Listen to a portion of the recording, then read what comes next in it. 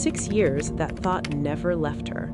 Then, on January 24th, 2004, Lucroix did something she almost never did. She attended a family gathering. She arrived quietly, stayed to the edges of the room, watching rather than participating. She hadn't been part of these gatherings in years. And then she saw her.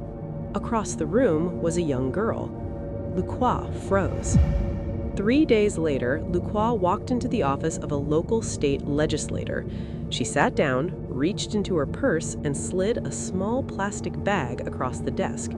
Inside was a folded napkin. She told her story, calmly, carefully, explaining what she believed had happened years earlier and what she thought was inside that bag.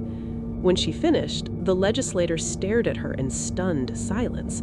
Then he said he would look into it. The truth was devastating. The fire had not been caused by the space heater she had plugged in before leaving the nursery.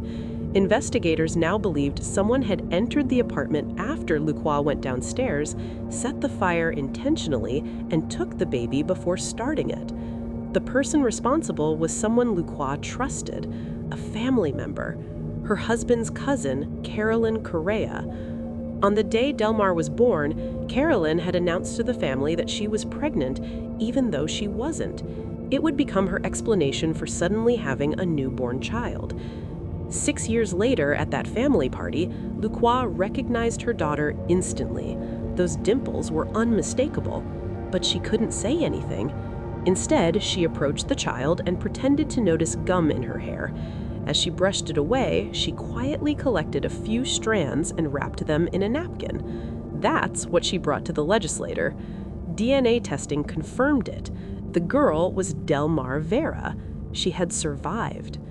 Carolyn Correa was sentenced between 9 and 30 years in prison for kidnapping. Arson charges were dropped due to lack of conclusive evidence, and an inquiry was launched into how the original fire investigation had been handled.